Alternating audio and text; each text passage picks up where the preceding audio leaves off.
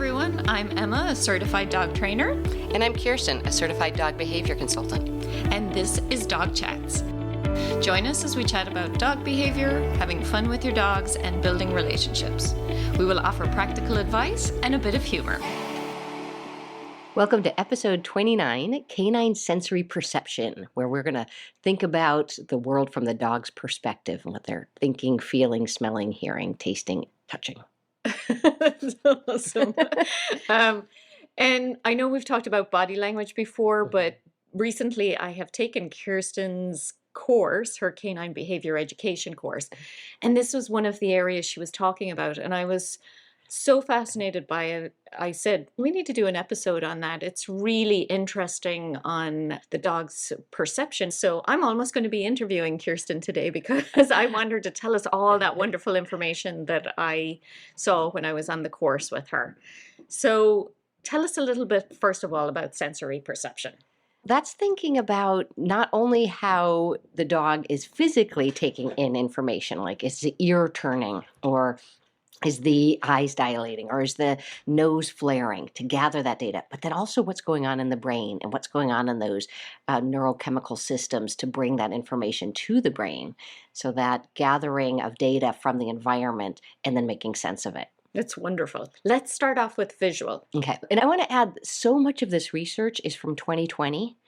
And that was really exciting for me because it's brand new, hot off the press. And the reason is a lot of researchers were in lockdown, and people who hadn't studied their own dog before, but studied chimps or birds, were stuck home with their dog and were able to do a lot of new research material, getting it started and then reproducing it later in the labs when we got out of lockdown. So this is hot off the press. Yeah.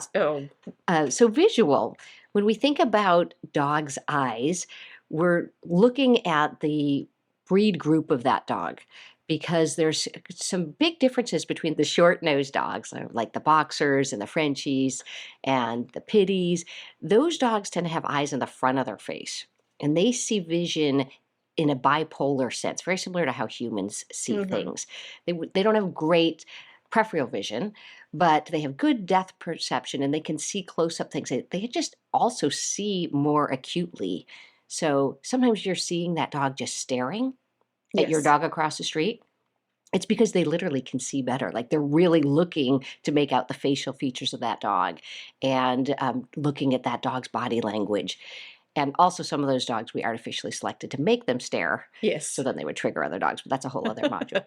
So those dogs have really good close-up vision, but they don't have great peripheral vision. But then we think of like the sighthounds, so many other dogs whose eyes are more on the sides of their face, that they can take in, and this might be wrong, but I think it's 270 degrees that they can see the breadth of field.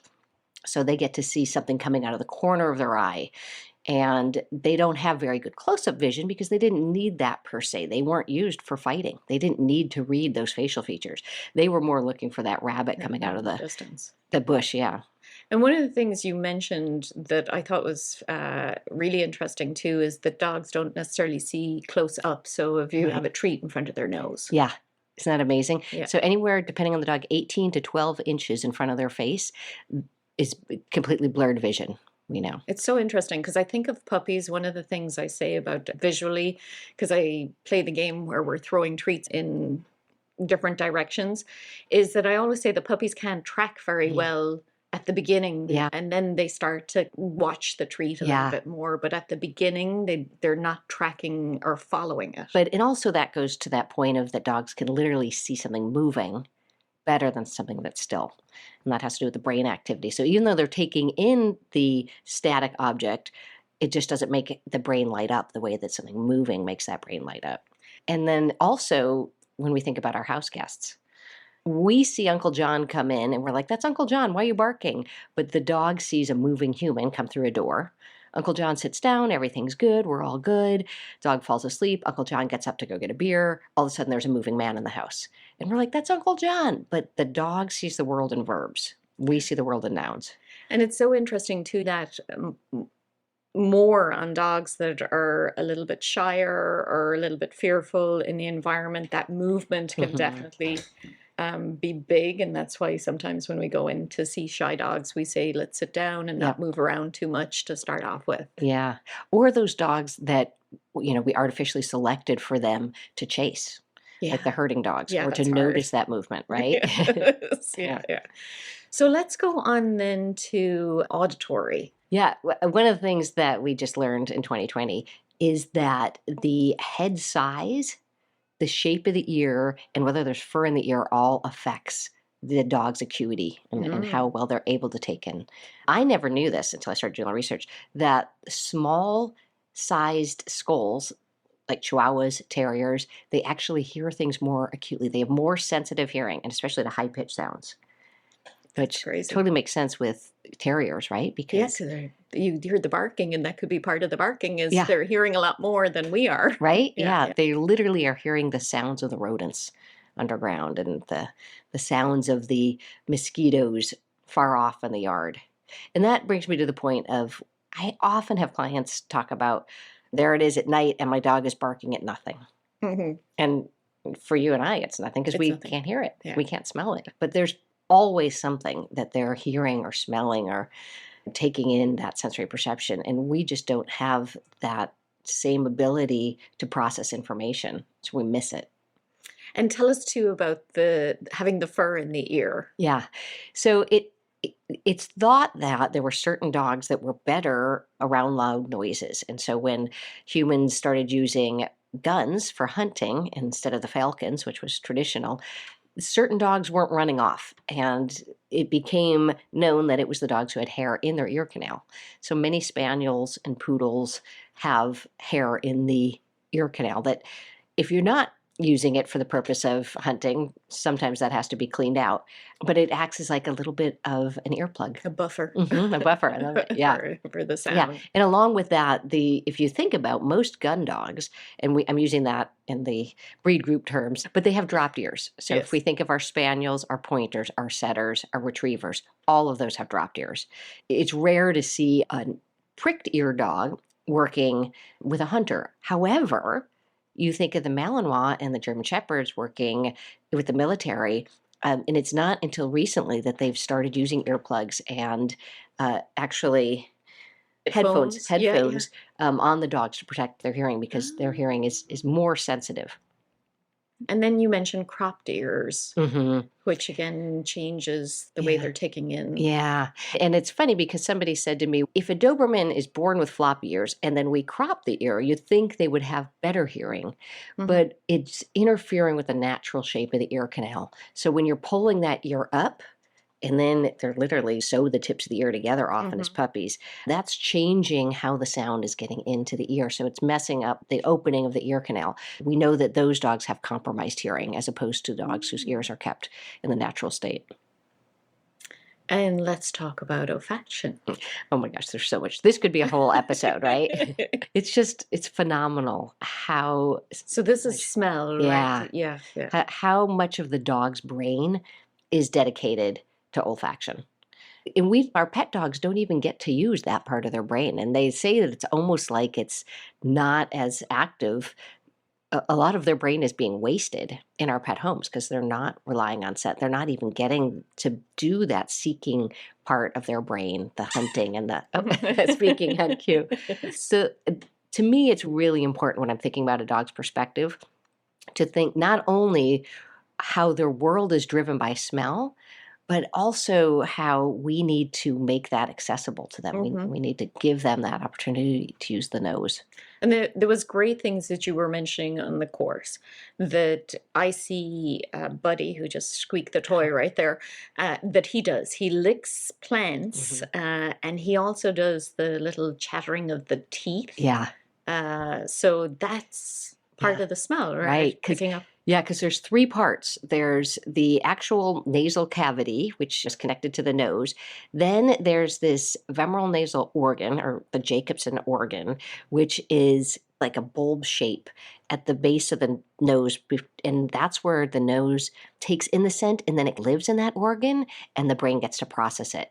They say that the brain is almost making a picture of what that scent is by using that and then the surrounding nerves, the trigenital nerves. So those three things take the scent to the brain to help the dog identify it. It's almost like holes in the roof of their mouth, that Jacobson organ. And so they've got nostrils on the end of their nose, and then they have two holes in the roof of their mouth. And when they lick, it brings that scent to the roof of the mouth to come in. Or if you see them chattering, they're taking in the scent smell off the wind into the roof of their mouth. Amazing little doggies you are. Yeah. You also mentioned that they can smell stress. Yes. Which is fascinating. Isn't it? Yeah, that they've started using them in hospitals to predict when someone's going to have an aggressive outburst because they're so sensitive to cortisol and adrenaline smells. And they actually don't like the smell of cortisol and adrenaline. So when a human gets stressed, unless it's a trained therapy dog, that often triggers a dog to have a stress response. And so they say it's a very chemically smell that we put off, our stress smells that we can't smell, but dogs can smell. And there's a scent that we give off before we have an aggressive episode. Also, this is actually in the tactile part, but the whole idea that we just learned that the nose has sensory perception on the tip of it, like a fingertip. There's extra nerves on the tip of the nose itself. So that when a dog puts their nose on the ground, they're using that to feel vibration. So they're smelling and feeling at the same time. Let's talk about the tactile then. Let's move to that one. The whiskers are fascinating. That's a personal problem for me because when I go to trim Charlie now, it's so stressful because I don't know how you could groom a dog's beard without trimming the whiskers. I try really hard not to because we know that they actually are pain receptors. They're super sensitive. It's like they're little antennae. Because they have the poor close-up vision, they use that to navigate. And I have so many clients who tell me that when the dog comes back from the groomer, they're depressed. Yeah. And the dog is more reactive. Because they've had these whiskers trimmed. And each whisker has 100 neurons connected to it, to a different part of the brain to help make that mental picture of what they're feeling. And so if you imagine that, it's not like it's excruciating, but it's painful. They feel that. And the whiskers do grow back, but it takes a while. Now you can see why I wanted you to talk about this in this episode. I'm even hearing it all again from you. Wow, it's so amazing. Yeah, and even the foot pads, and a lot of us know about that, the temperature, they're regulating themselves through their paws. Yeah, and you really see that every time my dog Mick goes to the vet, those wet paw prints he leaves. Because he does nervous sweat through his paws. And it's different than like a sweat to cool yourself. They've got some scent glands in their paws. You know how the dogs, after Neve pees, she does the kickback, spread the scent. I always thought she was actually trying to spread the urine. I didn't realize she's spreading her scent in her paws. So they have little going glands. On to there. Yeah. So she's mixing her own foot scent, the glands in her pads with her urine. So she's saying to the other dogs, "This was mine. Yeah. Take a whiff of that. That's mine." Kick. Let's talk about taste then. And one of the things I thought were interesting is the taste buds for water. Yeah. And they say it actually makes dogs crave water to make them drink more than they would probably without those taste buds. So it's almost we have our taste buds for sweetness. And I have and I definitely have that. She offered me a little chocolate when I came in. I'm like, no, okay. Okay, if I must. We're both also drinking Diet Coke. Yes. But so they have taste buds on the very tip of their tongue that are satisfied by the drinking of water. And so that keeps them drinking too. So the amount of receptors a dog has compared to us? Yeah, much less, right? So dogs have about 1,700 taste buds, and humans have close to 9,000 as adults. And this is my own Kirsten theory. There's no science on this, but I was like, why would that be? First of all, dogs are omnivores, but they mostly eat meat and fat. That has to be the bulk of their diet. So they don't need to necessarily have these taste buds for spicy curry and sweet and sour pork sauce. But lovely sweet cake. Lovely sweet cake, because I guess if they had that and they were craving that, then they might not be eating the foods they need. I also theorize, and this is my own fake science, so there's nothing to support this, but if dogs evolved from scavenging, from eating our literal garbage and trash. Yeah, they wouldn't want to have too many receptors. Yeah, they had to eat food that was probably not in its freshest state and eat whatever kind of was there instead of being choosy. But that being said, ironically, I find so many street dogs are not the dogs that are like willing to eat anything. They're still selective. They're still selective. I think Yeah. they're more selective. Yeah. I think because they have had a history of getting to choose their own food and some agency, it's not like the dog that's always had the same kibble and the same one treat, and then you offer them something different, and they're like, wow. Yeah. Like my sister's street dog is always, not today. Yeah. Thank you. I don't need I don't really cheese. need that. Yeah. What else you got? Exactly. And the last thing then is awareness. Mhm. Yeah. That's me being woo. No, but I like it. I like it. I think talking about awareness and our dog's awareness, both of those together, it brings us all beautifully together. Yeah.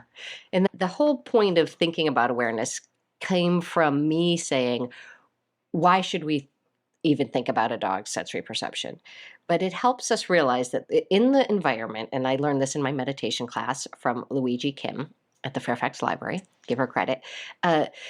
In the environment, there's a stimulus. There's always a stimulus.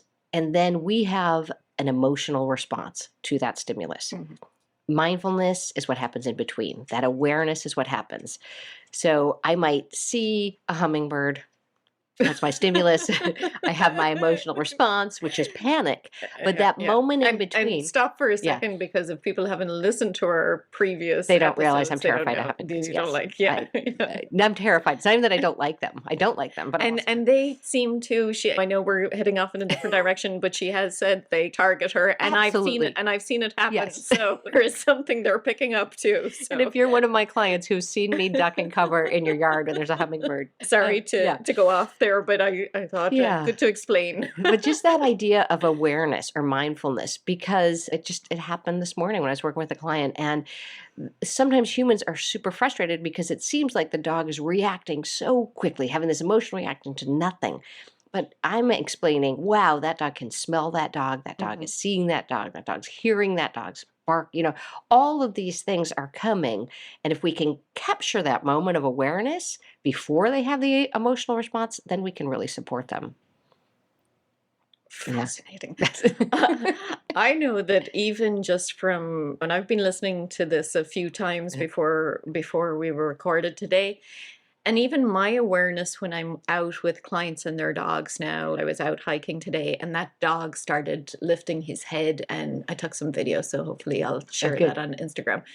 But he was holding his head high, and he was just like taking in the scent. And my awareness, just from listening to your section of the course, just my awareness on that, and explaining to everybody as we were walking, explaining what we were seeing, and he was still able to focus and stuff, but he definitely was picking up the environment around us. Oh yeah. Which is beautiful to watch all that. It's beautiful. For some dogs, it's a gift and a curse, though, right? And then the second part of this course, which we're not going to get into today, tied into the form and function of that dog's job, the sight hound's physical development of their visual acuity, how that affects their job as being a sight hound versus a scent hound, versus the way the bully breeds might react. The 10 groups of dogs all have different abilities to process the sensory information. And for some of those dogs, being a border collie or being a bloodhound in a pet home, that's challenging because their sensory perception is on overload. On overload. Good way to say it. Yeah. I'm looking out the window behind you, and Kiva, the wind blew a little bit, and I could see her nose twitch a little bit. So I guess I'm watching more the nose now than all the other stuff. But one of her ears slightly moved too. So I think it's just great to think about this. But something we love to do anyway is watch body language, but to think of all those other things going on and who they are as a breed or a breed mix or what kind of makeup they have, and then just be thinking about all these pieces that go together. So let's list them out again. We started today with the visual, and then we talked about auditory, olfaction, tactile, taste, and awareness. And I want to close with Adam McCloskey is one of my favorite people in the world, and he's a dog ethologist from Hungary. He's got a whole lab basically a university studying canine behavior at this point. It's my dream. If I win the lottery, that's where I'm going. But he says, why do we need to study canine sensory perception? If we have deeper knowledge about dogs' sensory and perceptual skills, it's indispensable to improving our understanding of their mental skills. So I feel like it just helps us see them as sentient beings. We can understand them as thinking, emotional, loving beings and not just expect them to be our puppets and do what we say. Exactly. On that note, thanks for joining us. Yeah. I hope you enjoyed this as much as I did, because I love listening to all of that information. And we'll see you next time. Yeah. And if you're interested in doing my next round of this course, reach out, send me an email, kwhappydogs@gmail.com. Great. Until next time. Thanks for tuning in today, and hope you'll join us for our next episode. You can reach Emma at ecdogtraining.com or on Instagram at ecdog_training, and Kirsten at kwhappydogs.com or on Facebook at kwhappydogs. Don't forget to hit subscribe. See you next time.